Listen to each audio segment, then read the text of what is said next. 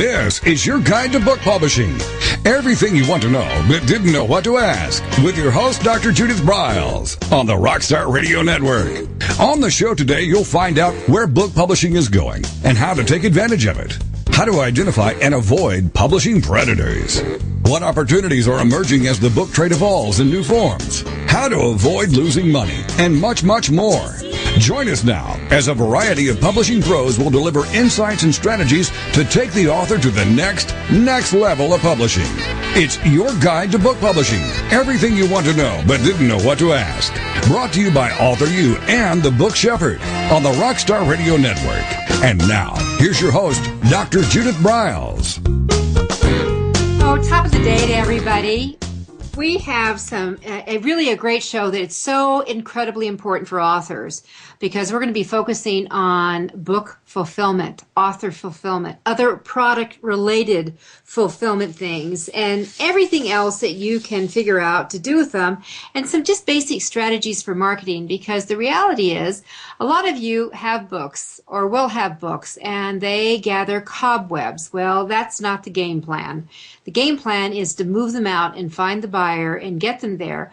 And you need a partner in doing that. So our guest who will be with me in just a minute will be Brett Ridgway, who is the co-founder of Author Fulfillment Services. And they do a terrific job. They are extraordinarily reasonable in their costing, and that it's someone that I really strongly feel that you need to know about. They're kind of a secret out there. So we're going to do an expose and bring that to you.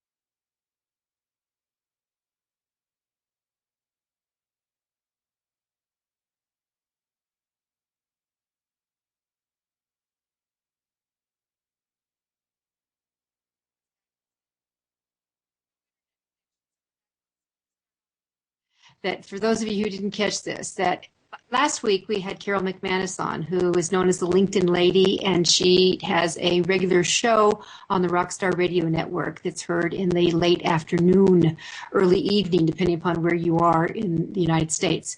And we were just talking about strategies, and we're talking about author-related strategies. So number one, I'd go back to the Your Guide to Book Publishing show format and click on that show to listen to it, because a lot of hot tips came out. Secondly, that as I was listening, some ahas also hit me. I mean, I was actually changing my profile as I was on the air listening to her, and she couldn't believe I was implementing them in live time.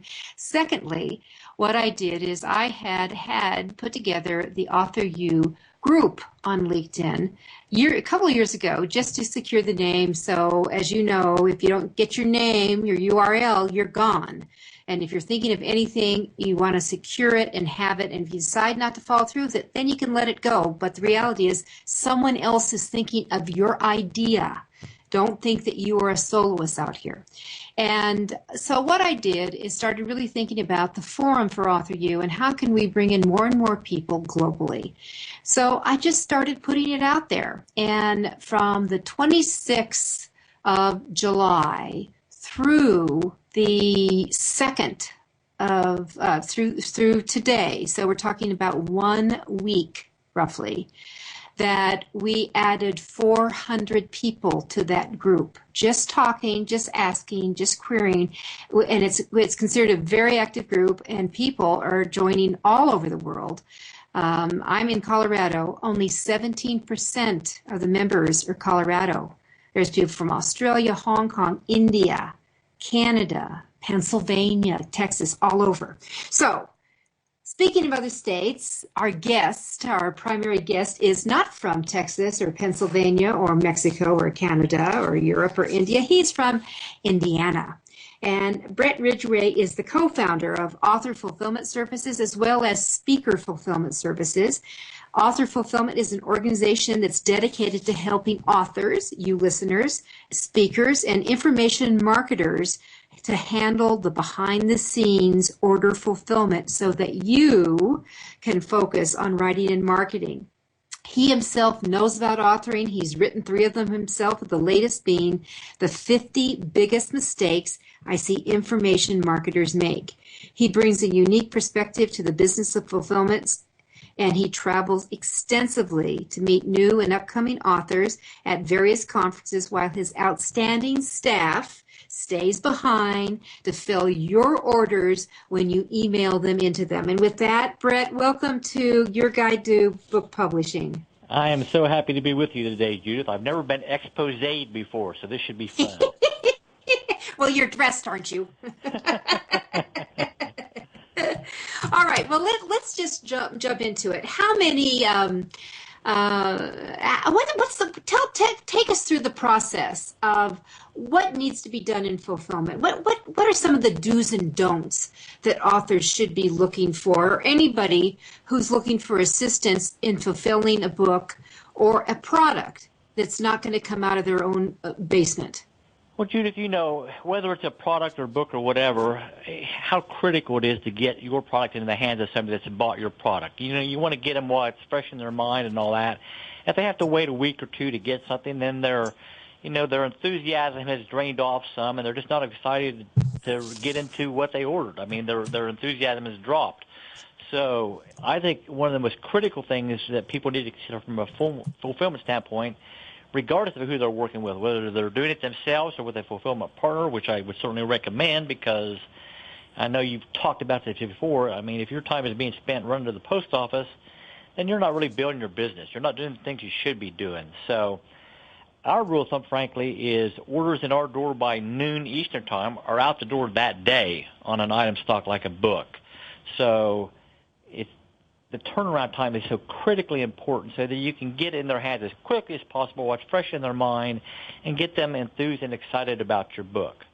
So that's number one important thing in my mind.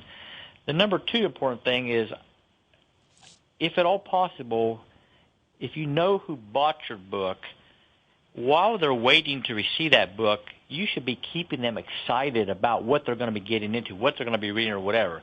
So if they've ordered it off your website or something so you know who that buyer is, then by all means be communicating with them about the exciting things they're going to be learning, what they're going to be reading about and all that. So when that book hits their door, they're ready to jump in wholeheartedly. So does that mean, Brett, that you're going to help encourage them with some suggestions to engage them? Or are we talking about upselling? What are we talking about here? Well, we're talking about, you're familiar with the phrase autoresponders, I assume. So. Oh, yes. Don't we all get them? We're talking about a sequence of messages that's going to go out to your buyer to keep them really, really excited about your book and what they're going to be getting. So, I mean, you can upsell during that process, certainly. And, I mean, you ought to be upselling during the actual ordering process if you have back-end products already, because some percentage of your audience will be ready to jump to the next level with you already.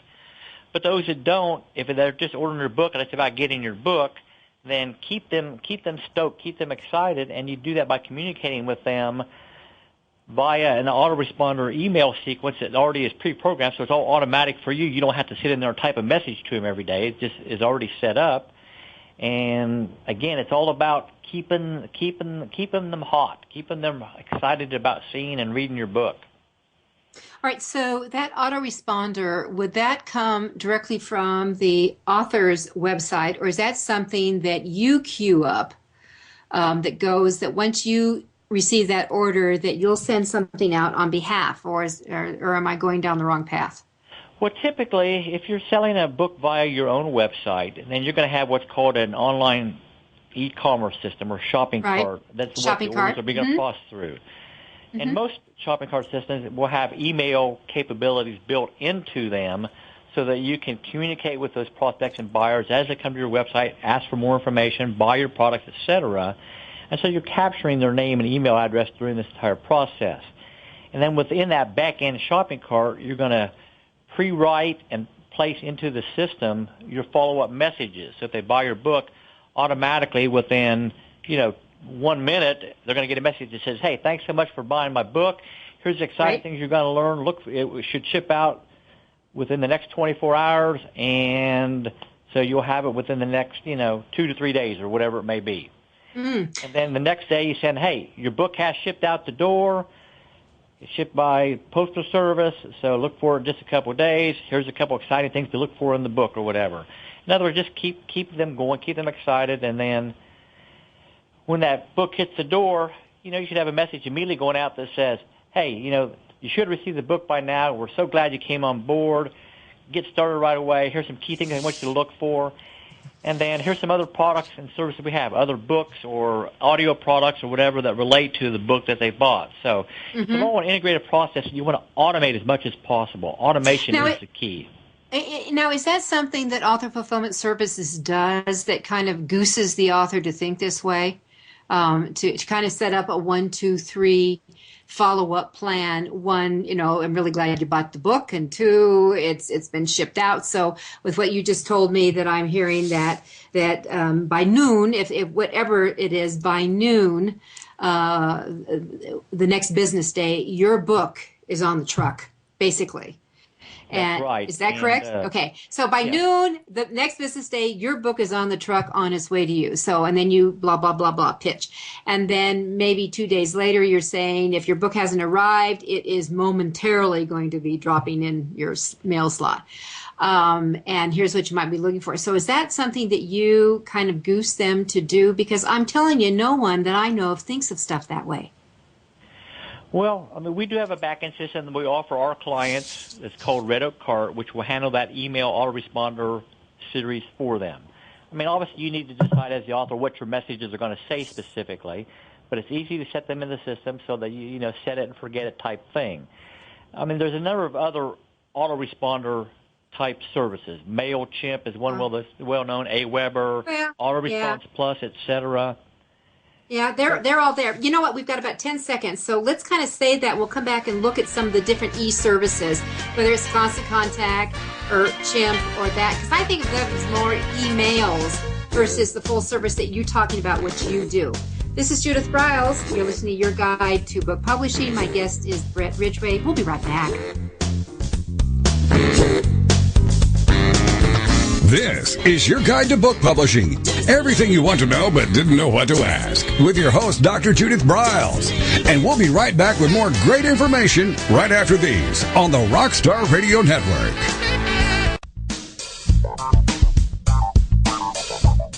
Is there a book in you or another? Author U will show you how to create, develop, and publish your book without being hoodwinked.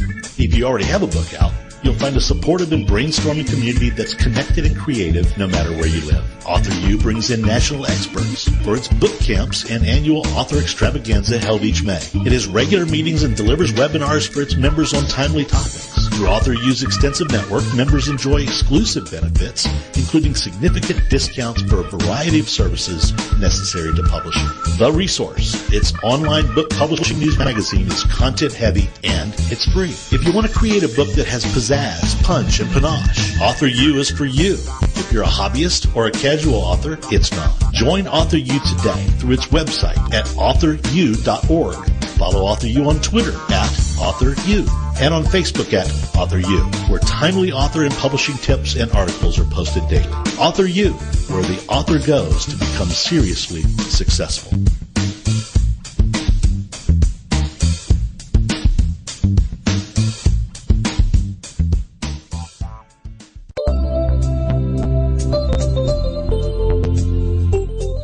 Change the way you publish online.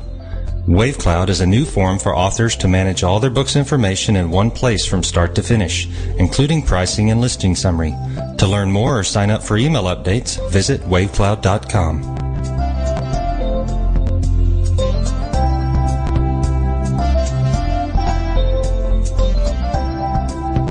Every Every picture tells a story.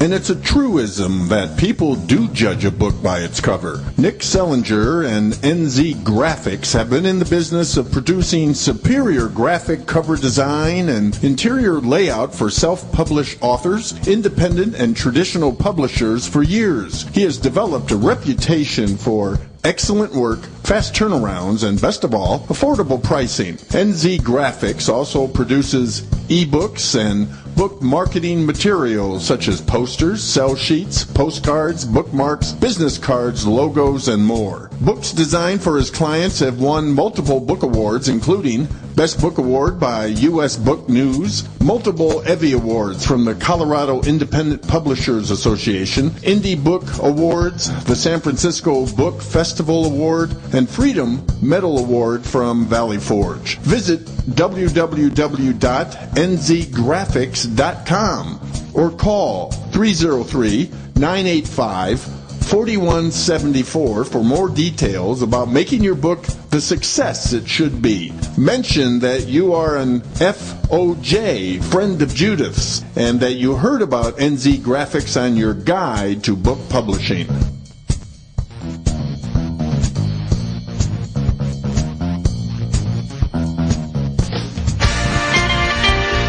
Welcome back to your guide to book publishing. Everything you want to know but didn't know what to ask on the Rockstar Radio Network. If you want to write and publish a book, if you want to be successful as an author, your guide to book publishing, everything you want to know but didn't know what to ask, is for you. Stay tuned and you'll hear about statistics, scenarios, and strategies on what to do now to get you published. So let's get back to the show. And here again is your host, Dr. Judith Briles. Well, I've always said you should sometimes listen to our conversations off the air. So one of the things that I wanted Brett also to talk about, because we started to go down the chimp mail, the constant contact, the fill in the blank mail, and what is exclusive, what works for those, and let's just do some comparison, because everyone does wonder, what's the pro and con? I know I'll say this, that on Constant Contact, they get very fussy and very nasty if you get any bounce backs. And some of these places that when you do a switch over to a new e-commerce site that handles your email, that they require everyone to opt in again. And that's a pain in the tush. So, Brett, give us some enlightenment. Well, e-commerce and email systems are something that are critical to your business, obviously. And one of the things that I recommend people do, especially when they're first starting out, they're getting ready to launch their first book, so they're going to be selling it on a website. And then, somebody recommends, well, go get an e-commerce system, and then go get an email system. They go out and get separate things. And so they're paying for two separate services, sometimes, $200-300 or more per month between the two. And you really got to watch your nickels and dimes when you're first starting out. And so my opinion is your best option is to find a solution which integrates the email capabilities with the e-commerce capabilities within one system. So you're not paying for two separate services. And there's a lot of great services out there that do the e-commerce, and there's a lot that do the email, and then some do both, obviously. And that's where, in my opinion, the sweet spot is. That's where you should be looking when you're starting out. And you're exactly right, Judith. It's critical to have the bounces for your email handled automatically. And some of them do get fussy when you get bounce backs. And so one of the key things that you ought to look for, which our Red Oak Cart system certainly does, are the following. Number one, your bounce backs are managed automatically for you. So in other words, if you get what's called a soft bounce on an email, which means maybe their mailbox is full or just the system was temporarily down or whatever, well, if you get 3 of those in a row, then it automatically will unsubscribe them from the email list for you. In other words, 3 hard bounces in a row is considered, that's too risky, we're going to take them off the list.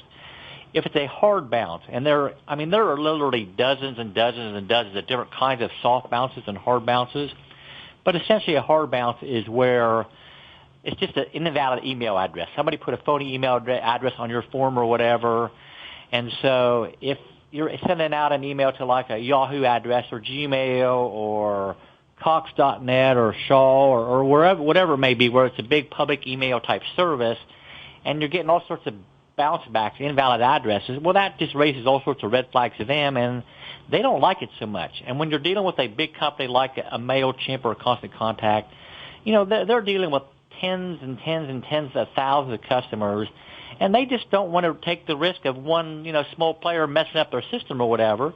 So they're pretty quick to boot you if they have any kind of email issues with you at all. So it's really important, I think, to have somebody that you can work with. And like you said, Judith, having the double opt-in where you're trying to move a list over is a pain in the butt because you'll lose a lot of things. So we're pretty flexible in working with new people. They come on board to export their list and import it into our system for them, so they don't have to do the legwork. And if it's a good qualified list that's not massive. I mean, if you try to import hundreds of thousands of people, we're going to ask you some questions or whatever. But if you've got a list of 500, 5,000, 10, 20,000, whatever, and it's your list that you compiled through their prospect list or a customer list of yours, then we'll import it into our system for you, no problem. We won't make you double opt-in again. And so the bounce back management should be automatic with whatever system you go through. You don't want to have to go in and handle that yourself. And we work very hard working with the providers. If we see some type of problem creeping up, then we're going to get with that provider and say, okay, what's going on? What do we need to do to keep this list clean and all that? So email deliverability is really high because we work hard to keep those lists clean for you. Another thing I think is really important with email is what we call deduplication. Let's say you have multiple lists that you've acquired through your businesses. Some people are on your prospect list. Maybe some people bought book number 1. Some people bought book number 2. Some people bought book number 3. Some people bought an audio product of yours. So you got different lists that people are on. Well, let's say you want to send a broadcast, Judith, out about your next event or whatever. Well, somebody gets kind of frustrated if they get 5 copies of the same message. They do. It's a button pusher. So that's something that just makes you look bad as a marketer. So what our system does and what every system should do, so make sure you look for this when you're looking at a system, is automatically dedupe your list. So it will combine those 5 lists that you're maybe broadcasting your message to, and then if an email address is on there 4 different times, it'll delete 3 of them and only mail 1 time to that person. So you look a lot more professional. Oh, that's a huge plus. Another neat thing that I think that we do that I haven't seen other people do is if you're doing a double opt-in sequence, so they ask to subscribe to your list and you send them an email that says, hey, please confirm that you want to get on this list. Well, maybe they got busy and didn't notice that message or whatever. Well, what our system will do automatically is if they haven't double opted in, it'll automatically send the same message again in 3 days. And if they miss that one, it'll send the same message again like 7 days later or whatever sequence you set up. So you get 3 cracks basically automatically to get that double opt-in. And obviously, if they immediately complete the double opt-in, they don't see that second or third message. But rather than taking a risk that, one shot and if they don't get it, you lost them, it gives you it takes a second or third crack at getting that double opt-in for you. And that does make sense. All right, so we've got some of that, some understanding of it. And I think, I learned a little something, which is I always like that, but it's always been confusing to me why we always have to have the double opt-in versus that. You've got all these, almost foreign languages you have to type in to clarify. And I have to tell you, Brett, one of my button pushers now is all these people who are using spam arrest or whatever that they require you now to go in and fill out their little form. And I actually am now just deleting them, saying you're not worth even playing around with. I just don't even want to deal with it. It sounds awful. That's a matter of personal preference, obviously. And if I do a broadcast, I'll actually take a couple minutes, and anybody that sends me those, I'll do the form because then you're whitelisted up for them forever. So yeah, you got to do it one time, but then you should be clean going forward with that particular person. So that's a matter of personal preference. Well, I get that, but when someone fills out a form saying, this is what I want, and they sign up for it, and then we get it and acknowledge it, then we get another email saying, now we have to fill out this thing saying it's good, I'm going, that doesn't make sense for me if they're coming to us. So, but anyway, let's move on. You talked about one of the things when I first met you, and what I thought was, and I want to talk about some of the other products you create, the mailers, because it just your disc delivered blew me away because I thought it was such a high quality, phenomenally inexpensive product. But you talked about, and you used a phrase in our conversation called consumption obstruction. So what do you mean by that? And what's the effect on an author with consumption obstruction? here's what I mean by that. That's kind of a phrase I coined a year or so ago. But here's where it evolved out of. I mean, I was in the bookstore just browsing the books. I tend to go in and browse the business books because I like to browse in bookstores and all that. And I pick up a book that looks kind of interesting on the title, and I open it up, and maybe I start to browse the first chapter. And then I'm just kind of thumbing through, just glancing at the pages, and I see the first chapter runs 10, 15, 20, 25, 30 pages. It's like, oh, my God, if I got to work that hard to get through one chapter, no matter how interesting the topic may sound offhand, that just sounds like too much work. In other words, you haven't laid out your book in a way that invites the reader to consume your book easily. So my opinion is you're far better off, dividing that up into 3 7-page chapters than doing one 25-page chapter. Even though the topic may, could be expanded to 25 pages, chunk it apart so that people get a sense of progress. Anybody sitting down said, the next chapter is only 7 pages, well, I'll go ahead and read another chapter. So anything that you can do to help them consume your book means that they're that much more likely to get all the way through it and come back to want to buy your next book or your next product or whatever. If you can't even get them to read your book, if you set up what I call that consumption obstruction, then your chances of them becoming a lifelong customer and reader of yours, drops to almost nothing, Judith. So avoid that by putting your book together in a way that improves consumption. And the same concept applies to audio programs and home study courses or whatever. You've always got to be thinking about, how can I make this product, this book, this audio tape, whatever it may be, more consumable for my end user? And that's something you need to obviously do up front in terms of the layout and design phase of your book. So be thinking about those things ahead of time and not just, spew on the paper, 20 or 30 pages of content and then hope they're going to work their way through it. Chunk it out for them so that it makes it easy for them to read your book. They've got to do that. And truly the master came from fiction, and it was James Patterson, where he showed people that a 2-page chapter was just hunky-dory.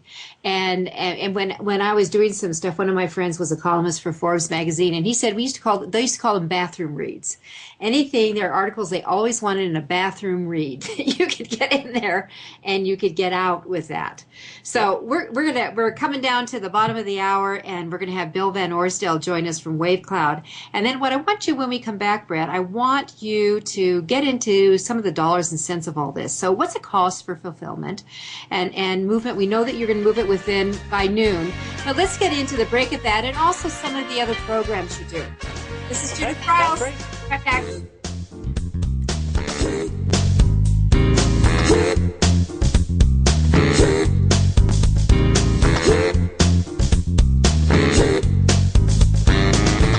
This is your guide to book publishing. Everything you want to know but didn't know what to ask. With your host, Dr. Judith Briles.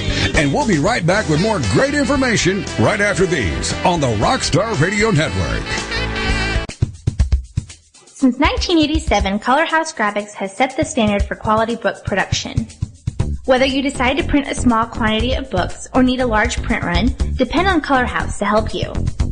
You'll receive professional help and advice the moment you reach one of our representatives. If you mention hearing about us on your guide to book publishing with Judith Briles, we will provide you a discount on the first order you place. To speak with a project manager, call us toll-free at 800-454-1916 or visit us at www.colorhousegraphics.com.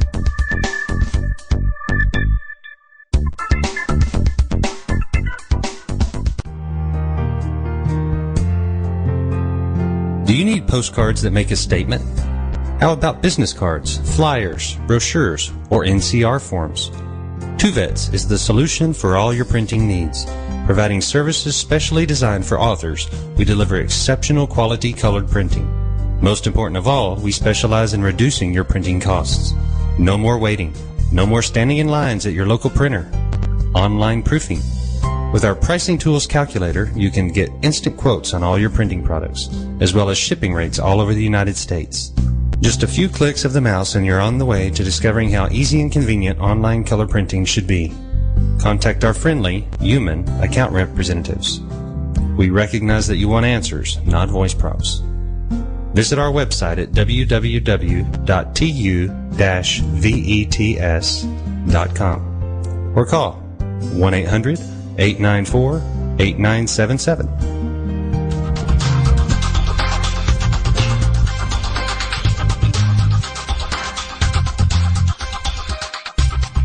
When Ned Thompson and Harry Shore started Thompson Shore in 1972, they believed employees with great character would make up the best company. They were right. They hired people who were not only experts in bookmaking, but who were obsessed with quality and delivering exceptional customer service. Almost 40 years later, Thompson Shore remains a 100% employee-owned company. Ned and Harry knew that successful customer projects are a direct result of empowered employees. We specialize in all books for large and small publishers, creating beautiful and well-made books. We're dedicated to pleasing our customers by making the experience a good one from start to finish. The personal touch we have with our customers allows us to be innovative in solving their most difficult challenges. Our platform also ensures that we can remain flexible to meet our customers' unique needs and expectations. Our marketing kit can create buzz for your title, enhancing the promotion of your book during infancy. When you need to test the market to gauge your future sales, we can provide digitally printed books that will transition seamlessly into a larger offset run. From ebook to hard copy to delivery, our skillful customer service teams are at the ready to answer your most pressing question. At Thompson Shore, we know that making the highest quality books requires more than just best technologies. It requires superior customer service, professionalism to the trade, and commitment to environmental and social values. With these standards of excellence in place, you can be sure that we will always help you put your best book forward.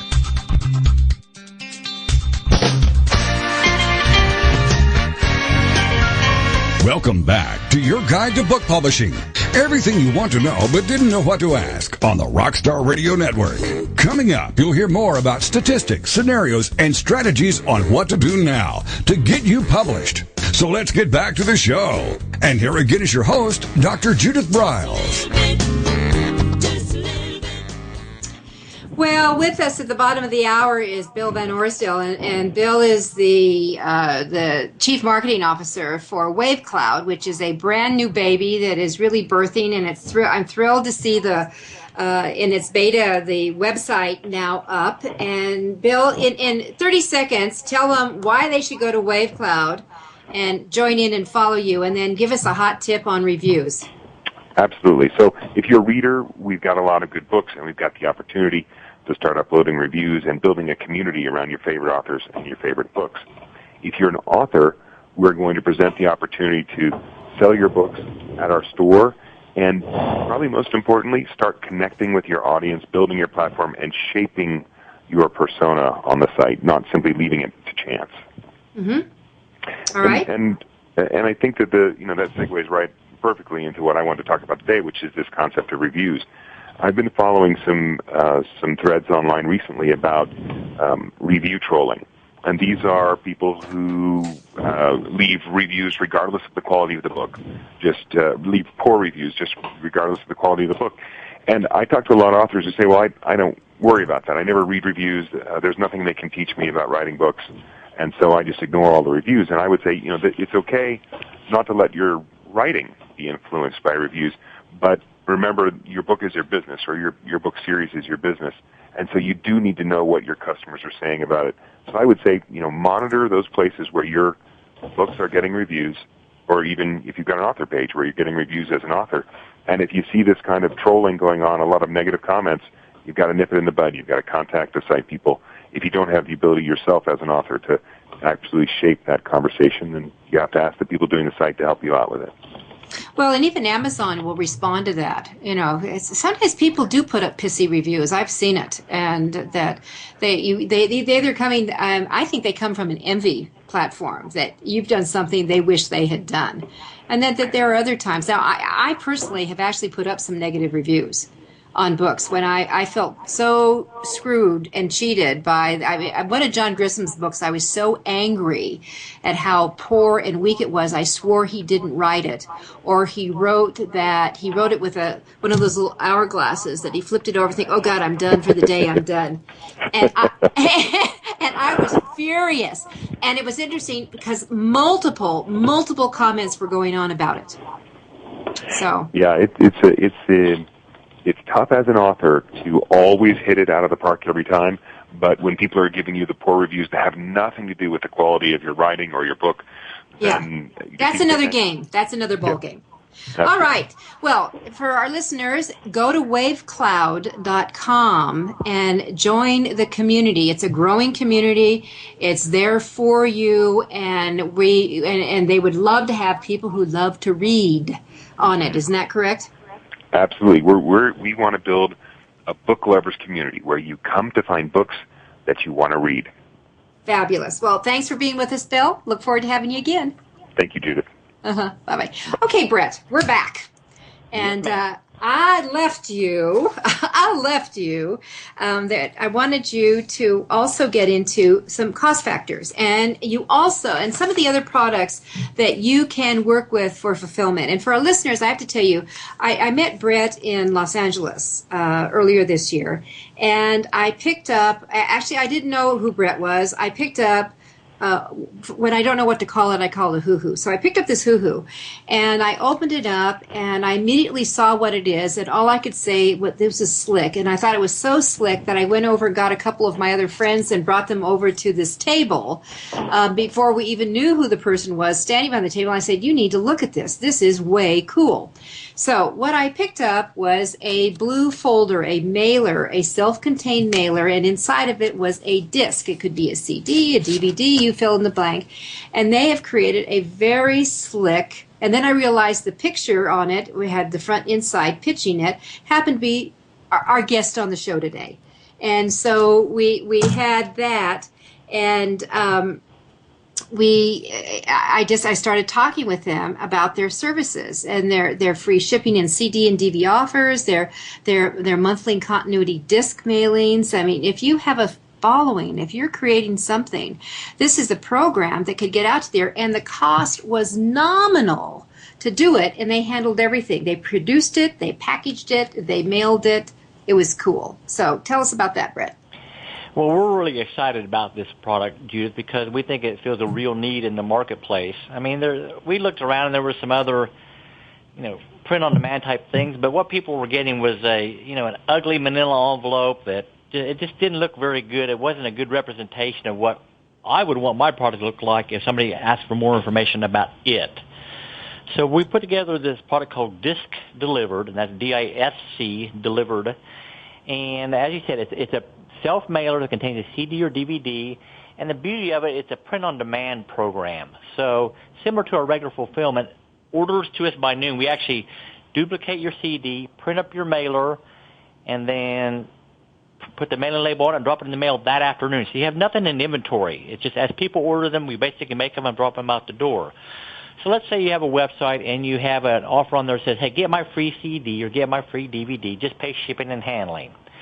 Well, we integrate with whatever you're using for your back-end system, whether it's our Red Oak card or something else, and it kicks the order over into our system, and so we make them up that day and drop them in the mail that afternoon. And it's done as an all-inclusive price, so it's $5.99 U.S., $6.99 international for a CD or DVD, doesn't matter, and that includes duplication of your disc, printing and assembly of your self-mailer, first-class U.S. postage, and fulfillment cost and all that. And that's out the door totally. So in an ideal world, you're charging somebody $6.99 or $7.99 for shipping and handling, and you're making $1 or $2 on your marketing materials. So it could be a profit center for you, not just a cost center. So it's kind of like getting paid for your advertising in a sense. So it's we're really terrific. excited about it. No, it's terrific, and I think that if anyone will, you have all of this up on your website, don't you? Information about it. Yeah, we've got a slick video, one of the quick draw videos about the service, how it came about at the site discdelivered.com. I would encourage folks to check it out because it's really snazzy, and we're having great success with it. And if it fits into your marketing plans, we will be delighted to work with you. So you couldn't find it, or is there a link from if you go to Author Fulfillment Services over to Disc Delivered that they could see how that all works? The best thing to do, Judith, is just go to the discdelivered.com website. Got it. I don't know if there's a link on your site yet or not, to be honest with you. So the answer is no right now. but we will fix that. So. All right. We won't tell anyway. All right, he'll fix it. Keep trying at it. All right, so so the cost is that. What about regular fulfillment on a book? So if how do we deal with, and this is the groan, and it's the giant collective groan, Brett, that when authors sign on for Amazon and the Amazon Advantage program, Amazon is notorious for the onesie-twosie stuff. And they'll order one book, and all of a sudden they realize, my God, by the time I mail the book, I've taken my whole profit. You know, what are our options out there? Because they're trying to weigh, do I do USPS? Do I do UPS? Do I do FedEx? Do I do Media Mail? I mean, how in the heck do I get it to Amazon? And they only order one book at a time for the fulfillment. So for people who are selling, do you, number one, supply to Amazon on their behalf? I guess I should ask that. And then number two, that if they're going to do onesie and twosies and sell them off of their website, they can certainly let you know about that, and you can handle it from there. Is that correct? We can handle either scenario, Judith. We have a number of clients selling via Amazon, and so we do get orders forwarded to us from Amazon, on their behalf, and we just ship directly to Amazon's warehouses where they're then shipping to the end customer. And we also ship directly to the end customer or the reader if they sell it off their website. So whatever scenario is needed, we can handle. So if it's Amazon, since I have an Amazon account, I can speak from that side of it. So if it's Amazon, I get this order that says we want 5 books or 20 books, and sometimes it's 1 and 2 books. But then, and we print it out. We have the pick list and then the mailing label we print out. So is that something then you would have access to that account that you just tell them there's an order, go in and download all the stuff? Yeah, with some clients we actually just, whatever it is, once a day we log into their Amazon Advantage account and see if they have any new orders and take it from there. Okay. Other people just send us an email and say, hey, here's the Amazon order I got, here's their purchase order or whatever, and we'll generate the appropriate paperwork that needs to go to the Amazon fulfillment center, attach it to the box or whatever shipping, and get it out the door. So whether shipping to an end customer or Amazon doesn't matter to us. So. All right, so you have warehousing then. So how do you charge for warehousing for author fulfillment services? I mean, like distribution and warehouses have a kind of fee charged monthly if they're holding a pallet of book or whatever. So how do you all do that? We try to keep fulfillment pretty simple. So here's how we handle it. Okay. If we're shipping an individual item order, so it's a single book shipping somewhere in the United States, then we just charge a flat $2 plus whatever the shipping costs are. And then whether it's postage, UPS, or whatever, you choose what shipping method you want to use, and we will ship it out that way. So just a flat $2 plus whatever the shipping costs are. Okay, so with that said, hold that thought. You got to hold that thought. So because we're going to go to our final break. So for single books or for just an order, it's $2. Is that correct? Plus the shipping? Correct. We'll come back. All right. Answer that. We'll be right back. This is Judith Briles. Brett Ridgway is my guest.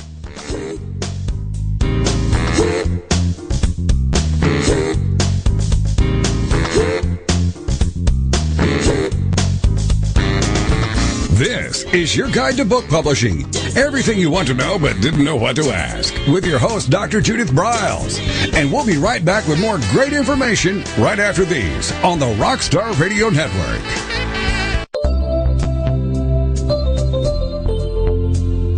Writing and reading are moving to the cloud. WaveCloud represents a whole new community for writers and readers to connect, communicate, evaluate, and share. Writers hone their craft and build their business. Readers build their favorites.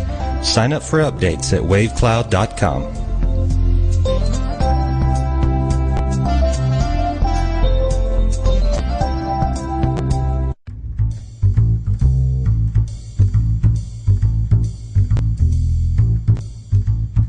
The book shepherding concept is simple. The publishing world is changing, and so must you.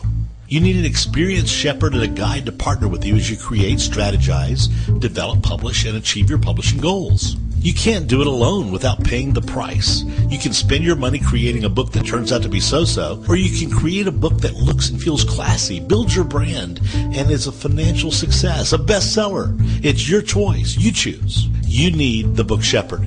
Publishing is riddled with obstacles, sometimes nightmares for the author. You don't need problems. You want solutions.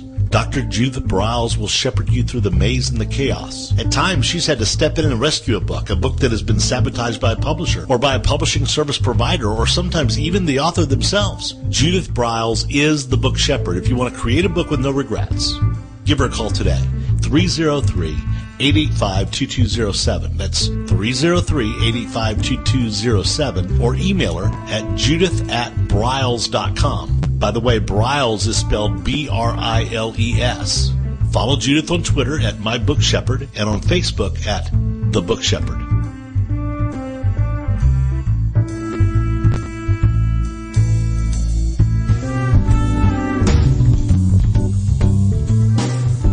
At Total Printing Systems, customer service is our priority. We are located in Southern Illinois. Our employees have an average of 18 years experience and know that customer relationships are important to our continued success. We have been a short-run book printer for nearly 40 years and always stay at the forefront of technology. Our niche is from 1 to 5,000 copies. Today, we offer digital, black and white, and 4-color high-speed inkjet printing, a cost-effective way to introduce color into your short-run titles. We, of course, offer traditional offset printing as well. Bindery is done in-house, from adhesive case binding to PUR perfect binding to mechanical binding of all types, including side sewing. We provide warehousing, kitting, distribution, inventory management, a new print-on-demand facility, streaming browser-based ebooks, and bookstore. Call us at 1-800-465-5200 for a quote on your next book project. You can also visit our website at www.tps1.com. Welcome back to your guide to book publishing. Everything you want to know but didn't know what to ask on the Rockstar Radio Network. If you want to write and publish a book, if you want to be successful as an author, your guide to book publishing, everything you want to know but didn't know what to ask, is for you. Stay tuned and you'll hear about statistics, scenarios, and strategies on what to do now to get you published. So let's get back to the show. And here again is your host, Dr. Judith Briles. All right, we're coming down the stretch here, and I think we're just getting going on this whole fulfillment area. So here's where we left it, that the author fulfillment services charges $2 a book plus their shipping, and Brett will go over that. And if it's more than one book, like 2 books to 100 books, it's $3 for the whole kit and caboodle plus the shipping cost. Did I get that right, Brett? You got that exactly right, Judith. Wow! I mean, where's the drums, people? This is an amazing, amazing, effective way. So if your goal is to sell your books yourself, take orders. What you can do is take those names and those addresses and you put them on a spreadsheet. You're going to have to, at least make it easy for them. Get it on an Excel spreadsheet, and you could give it to Brett's team, and they will have your books in inventory. That means less cobwebs in your garage, and they can do the single shipping. And then do you do monthly accounting for all your clients? How do you do that, Brett? Well, let me go over one other thing that's important that people know, and that is if you ship me a pallet of books, we do have warehouse fees that they need to take into account. Well, I need to hear them. What are they? All right, so the pallet holding fee is $12 per pallet monthly. Okay. So it's relatively inexpensive compared to some other things, but they do need to factor that into what they're doing. So, we're not trying to hide anything. They need to know what costs are associated with doing product fulfillment.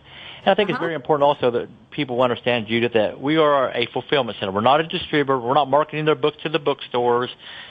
The marketing is in their hands or whoever they've called upon to help them. Mm-hmm. We're taking care of the order fulfillment aspect of the equation. So be very clear on that. They're not going down to the library and pitching you, and they're not going to your local independent bookstore or Barnes & Noble and pitching you. You have to do the pitching. You, dear author, have to do the pitching on that. All right, so we've got that, and that's ideal. And then on your product, like the disc deliver, that's a single thing. And so what else do you have in your bag of tricks, Brett? Well, we work with a lot of authors that expand their product offerings, Judith, to include like home study courses, audio versions of their book or whatever. And so we do a lot more than just fulfill book orders. We do an awful lot of CD and DVD duplication here. We do a lot of printing. If somebody has a workbook that they want spiral bound or a 3-ring binder that's part of the home study course, we actually will do the packaging of those types of products, then warehouse and ship them out to the customers just like we do the book orders. So it's not just books, it's any type of information product that you may need produced. We can assist with that.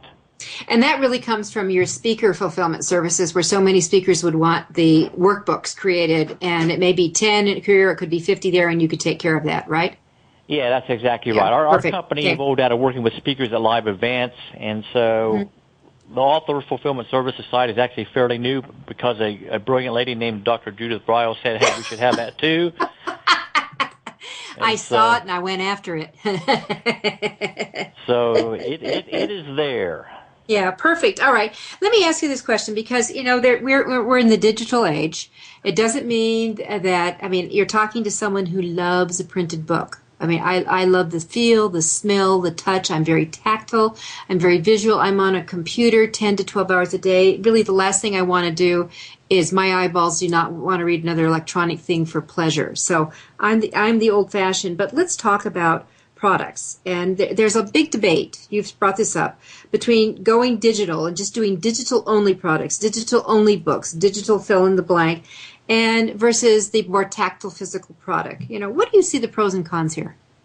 Well, certainly we have an industry, Judith, that has been cyclical in nature. And obviously as the Internet got more and more speed and people began doing membership sites and e-books came into being a viable delivery method and all that, people got the mindset, well, I should just do everything digital because then I don't have any delivery costs. But they were forgetting some important things.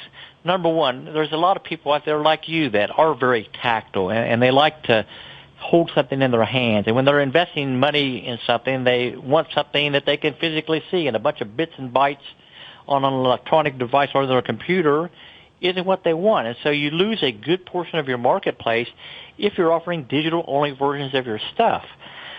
Second thing I think that people were realizing is when they had a massive list of people in a various niche, for example, and they said, well, I'll just go to digital only because it's going to save me money. But they had trained their audience to expect a certain type of deliverable from them, be it the CD of the month or the physical newsletter or the book or whatever it may be.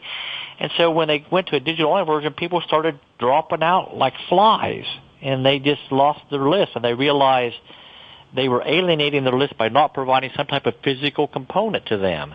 And so I think it's very, very dangerous to think that you can do this business in a digital-only format because invariably you're going to leave a lot of money on the table, and particularly if your audience is a baby boomer generation or whatever, you're kidding yourself if you think you're going to do it digital only. You're going to lose massive amounts of potential buyers by not offering them the ability to get that physical book in their hands.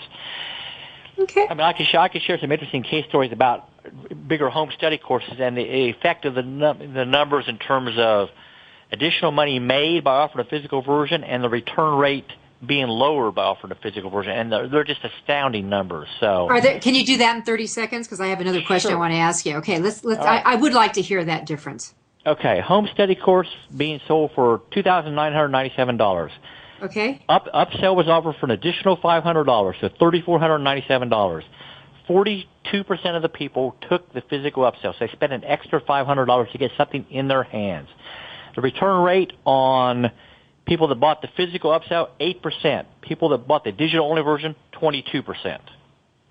So massively lower return rates and much more money in their pocket from the people that took the physical, even after the hard cost of producing the product. And I believe that because I crunch the numbers, and I've always said in this publishing business, this authoring business, you've got to understand the dollars, cents, and cents of all of this. And it's truly these product variations. It's like an Italian restaurant, spaghetti, lasagna, minestrone soup. Which way are you going to go? You have to have something for everybody. And digital actually makes it easier to have that extra new goodie pulled into it. Let me ask you this question. We talked about the consumption obstruction scenario and in relating to the books earlier. So how does that apply to audiobooks, which you also reproduce, and other informational products?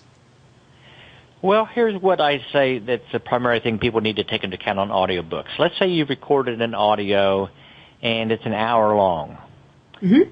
Well, if you burn that to a CD, there's a couple things that you need to think about. Somebody starts to listen to your audio and you haven't broken it into tracks, so it's one long 16-minute segment. Well, if they get interrupted in their listening because life came up, and they say, well, I have to get back to that later, and then they got to go try to find their spot where they were at in the program, it's just a big hassle. You're making it, again, hard for them to consume, just like we talked about with the book. So you should break your audio into tracks. Maybe they're 5-minute tracks, or they're based on topics, 5 to 7, 10 minutes at the most, but break it into tracks so if somebody's interrupted, they know they can go back to track 4 or track 5 or whatever. In other words, chunk your audio so that's more consumable. Also, when you're doing an audio product, on the packaging itself, whether it's a DVD case or whatever on the disc, talk about the topics and where they are. So if you have 8 major topics you're covering, say, here's the 8 major topics. Track 1 is this, track 2 is this, track 3 is this.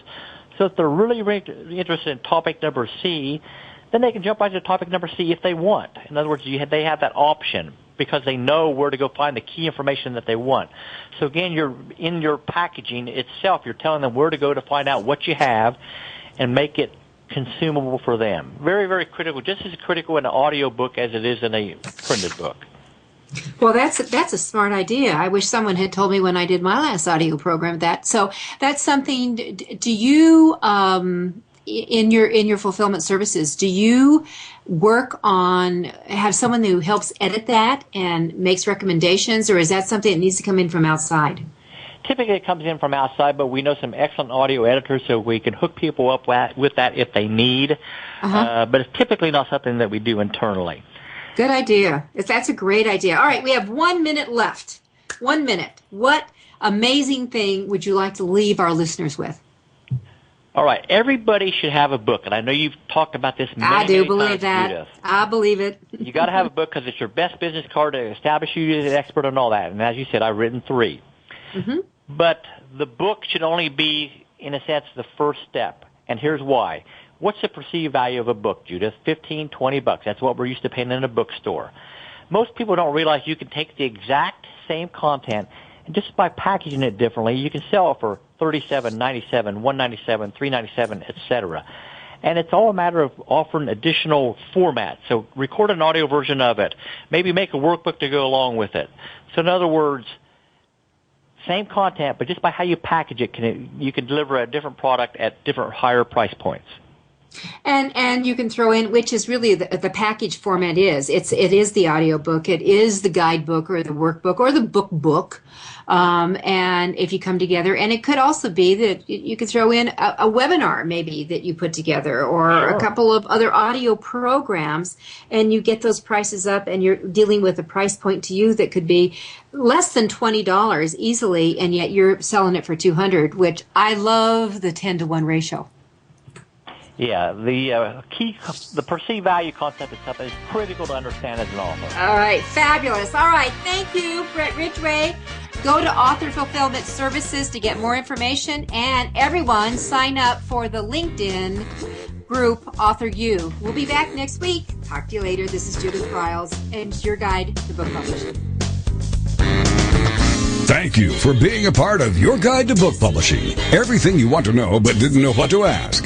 With your host, Dr. Judith Briles.